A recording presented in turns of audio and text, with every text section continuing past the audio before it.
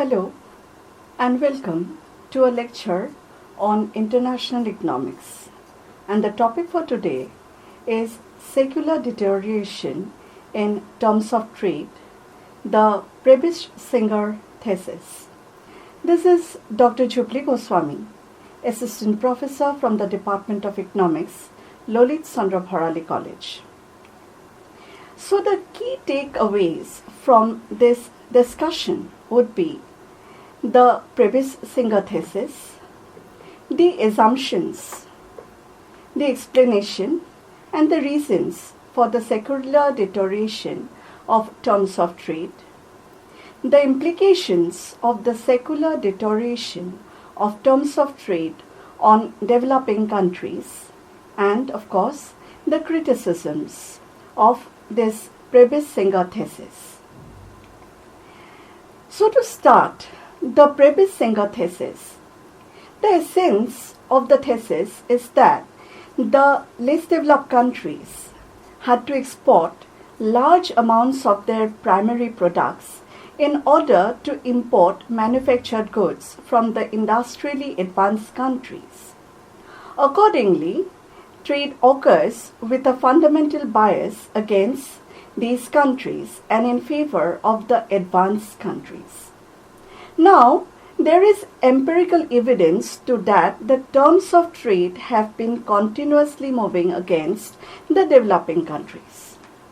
On the basis of exports statistics concerning the United Kingdom, between the period 1870 and 1940, Roll Prebisch demonstrated that the terms of trade had secular tendency to move against the primary products and in favor of the manufactured and capital goods.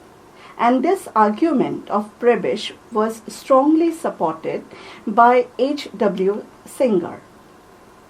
So, the gist of this Prebisch thesis is that the peripheral or the less developed countries had to export large amounts of their primary products in order to import manufactured goods from the industrially advanced countries. Now, this deterioration of terms of trade has been a major inhibitory factor in the growth of the less developed countries. So, the essence is that the technological advancement of the developed countries of the world has not benefited to the less developed countries. It has not percolated to the less developed countries. Now, to proceed further, let us have a look at the assumptions. But before that, we must note that the developed countries have continued to maintain a monopoly control over the production of industrial goods, and they can manipulate their prices in their favor. Alternatively, the prices of the primary products have shown a declining trend except for the OPEC countries, raising the prices of crude oil. This declining trend depends inter alia on mutual competition of the less developed countries to raise exports for repayment of external debt. Now, let us look at the assumptions of the Prebisch thesis. So, the first assumption is this, that as income increases in the developed countries, the pattern of demand shifts from primary products to the manufactured products, owing to Engel's law. Secondly, there is slow rise in demand for primary products in the developed countries. Third assumption is this, that the export market for products of less developed countries is competitive. The next assumption is this, that the export market for products of developed countries is monopolistic. Wages and prices are low in the less developed countries. Proceeding further, another assumption is this, that the appearance of substitutes for products of less developed countries reduces the demand for them. We know that there have been several substitutes for primary products like rubber, jute.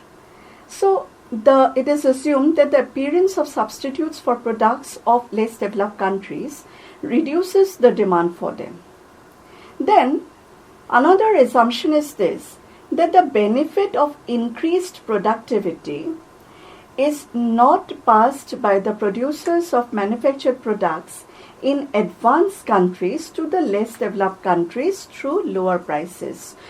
Then the last assumption is this, that the economic growth in the less developed countries is indicated by income terms of trade.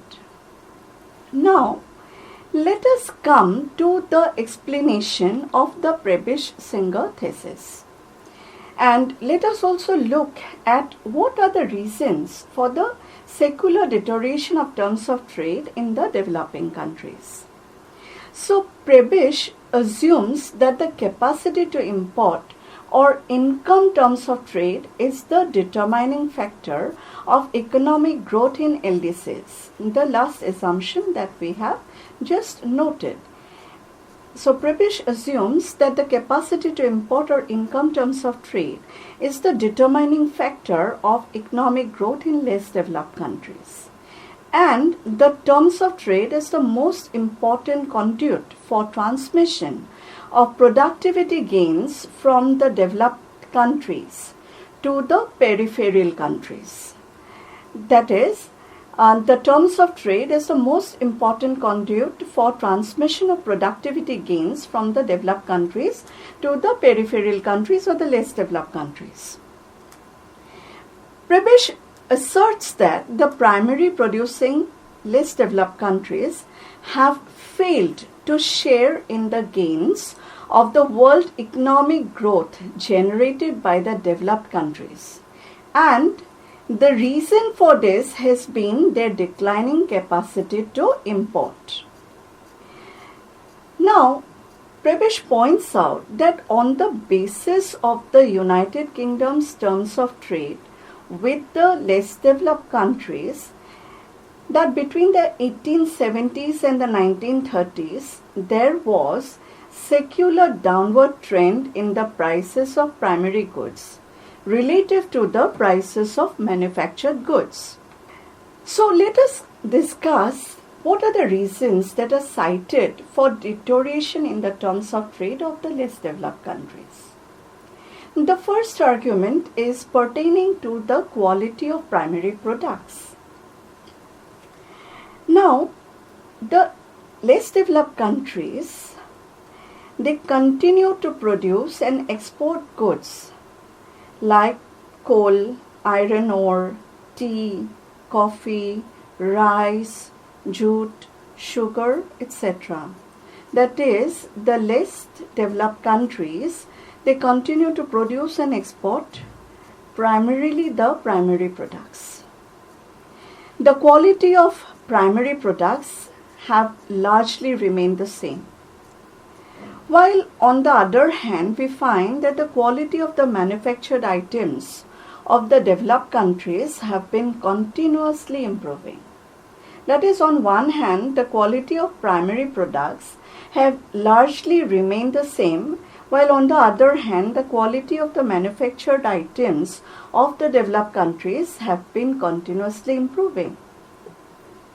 So what results is this, that thus their demand and the prices have continued to exhibit an upward trend compared to the primary products. This argument of Prebisch is, however, refuted by writers like Lipsey, Weiner, etc. on the ground of the lack of empirical evidence in this regard. Now, proceeding further, another argument that reasons the secular deterioration in terms of trade is related to the distribution of gains from technical progress. So Singer opines that the gains from technical progress in these countries have been passed on to the developed countries by way of lower prices. Singer's opinion is this, that the gains from technical progress in these countries, of the less developed countries, have been passed on to the developed countries by way of lower prices.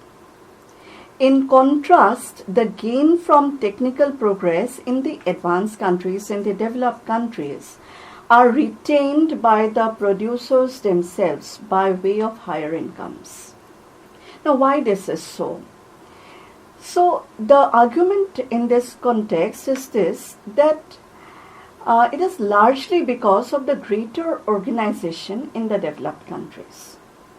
The developed countries can exercise a greater degree of monopolistic control because they are well organized. But what we find in the less developed countries is that, on the contrary, the less developed countries compete among themselves for the primary products and pass on the gains through lower prices. The less developed countries are not that well organized, and therefore the trade unions, they cannot bargain for increased prices. They cannot retain the gain from the technical progress. Now, the third reason about why the terms of trade is deteriorating continuously for the developing countries is the immiserizing growth argument. Now, this argument is due to Jagdish Bhagwati, and it says that an excessive export biased growth and lack of complementary resources for the expansion of import competing industries causes deterioration in terms of trade and also lowers the consumer's equilibrium. What this argument says of immiserizing growth, as we know from the theory of immiserizing growth by Jagdish Bhagwati, says that an excessive export bias growth and the lack of complementary resources, on the other hand, for the expansion of import competing industries causes deterioration in terms of trade and also lowers the consumer's equilibrium. Then, proceeding further in our discussion about the reasons for secular deterioration in terms of trade, we have that income elasticity of demand of the primary products is low. And therefore, with rise in income, the proportionate expenditure on primary products falls. And this results in an exportable surplus. Now, this exportable surplus is transferred at a cheaper price. On the other hand, there is an increase in the demand for manufactured items, which causes an increase in imports, and consequently the terms of trade becomes unfavorable for the developing countries. It is a contrasting view that, on the one hand, the primary products, they exhibit a low income elasticity of demand, and on the other hand, for the manufactured items, there is an increase in the income elasticity of demand is high, which causes an increase in imports, and consequently the terms of trade becomes unfavorable for the developing countries. Now, proceeding further, another reason cited is regarding the large surpluses of farm products of the advanced countries. Now, the advanced countries, they exhibit large productivity even in farm produce.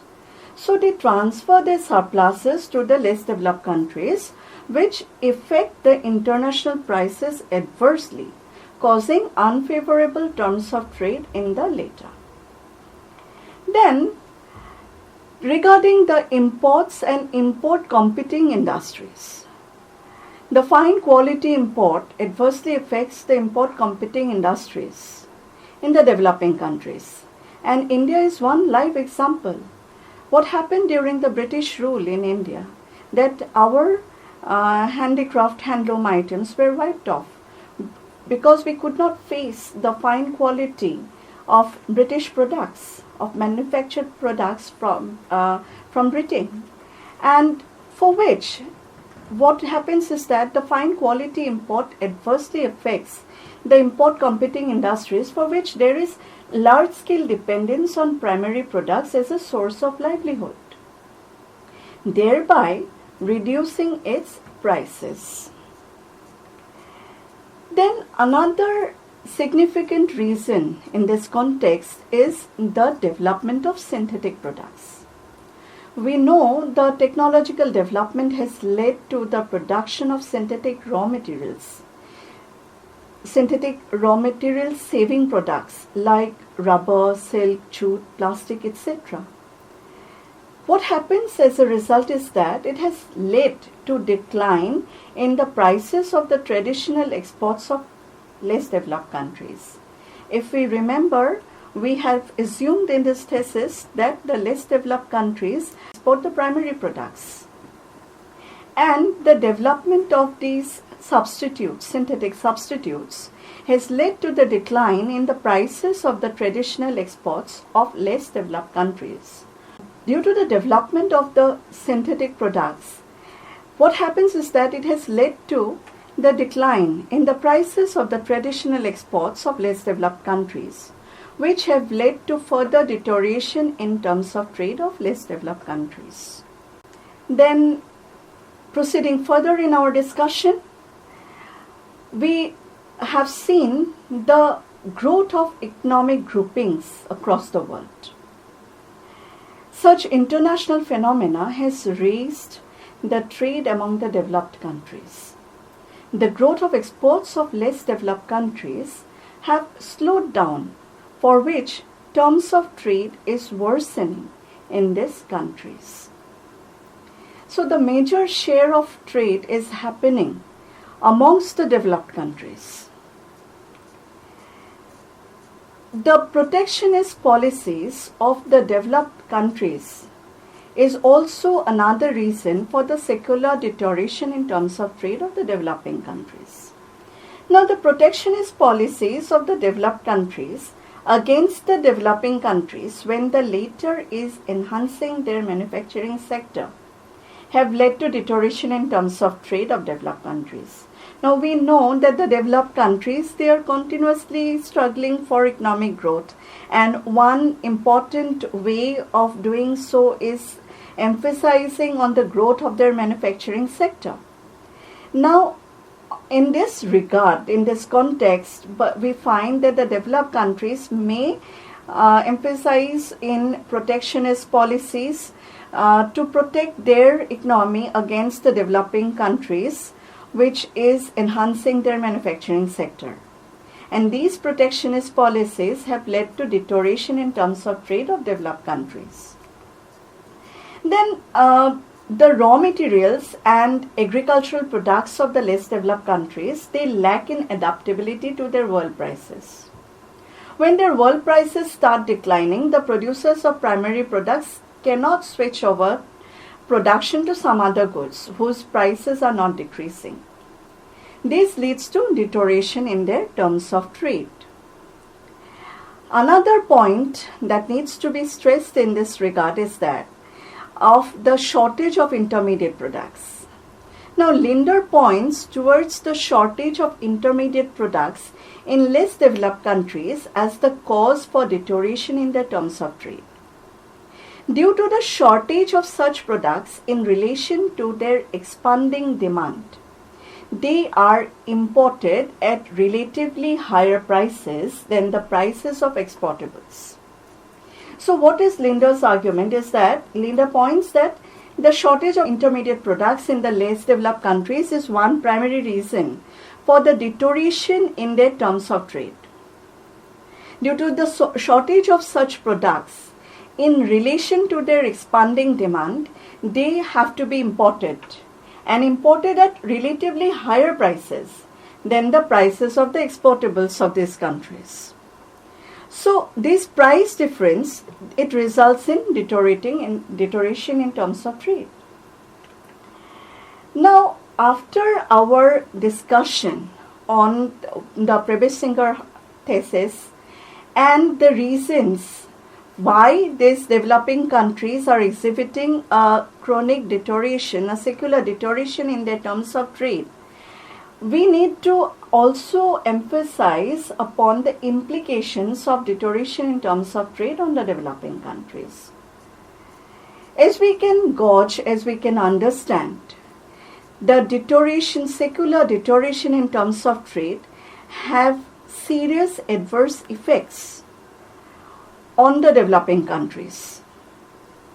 There have been serious adverse effects of the chronic deterioration in the terms of trade of developing countries in the post-war period on them. The persistent decline in the export prices of primary product relative to import prices of manufactured items have adversely affected their ability to import. Then, regarding the balance of payments, we know that the less developed countries are characterized by their chronic and mounting BOP deficits, owing to their persistent fall in terms of trade. Here, Prebisch points out that after the opening up of less developed countries to world markets, there has been phenomenal rise in their exports. But this has not contributed much to the development of the rest of the economy of these countries, as the export sector has developed to the utter neglect of the other sectors of the economy. The prime emphasis has been on the export sector. Too much dependence on exports has exposed these economies to international fluctuations in the demand for and prices of their products.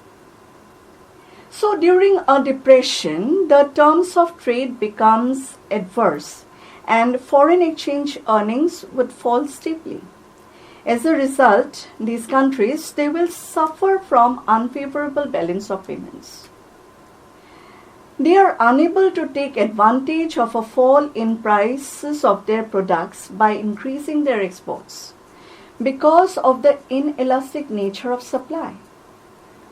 Further, they are unable to benefit from a boom in world market. An improvement in their terms of trade due to a boom in the world market is not accompanied by an increase in output and employment. Why? Due to market imperfections, inadequate overhead capital, and structural maladjustments.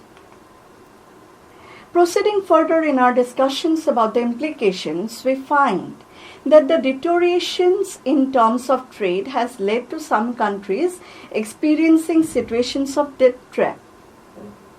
The export earnings are insufficient to service of their external debts. A large amount of proceeds from exports are utilized to repay their debts instead of paying for imports. And further, to repay their debts, the less developed countries compete with each other to increase their export earnings. So, there has been several arguments that have been put forward against the Prebisch thesis. The first argument in this context is the lack of firm basis for inference. The inference of secular deterioration of terms of trade for the less developed countries rests upon the exports of primary vis-a-vis manufactured products. In this regard, it should be remembered that the less developed countries export wide variety of primary products. Sometimes they export also certain manufactured products as well. They at the same time do not import only the manufactured products but also imports quite a number of primary products.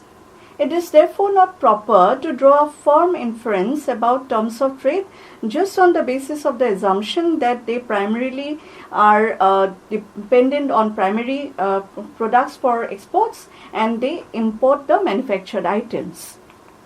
The second argument is that there is a faulty statement of the gains and losses of primary exporters. Jagdish Bhagwati points out that the index of terms of trade employed in this thesis understates the gains of exporters of primary products. At the same time, there is overstatement of losses of primary producers. Then it is said that the generalization based on the British terms of trade for the period 1870 to 1930, according to Kindleberger, is not true for the other developed countries of Europe. This index overlooks the qualitative changes in products, the appearance of new varieties of products and services like transport, etc.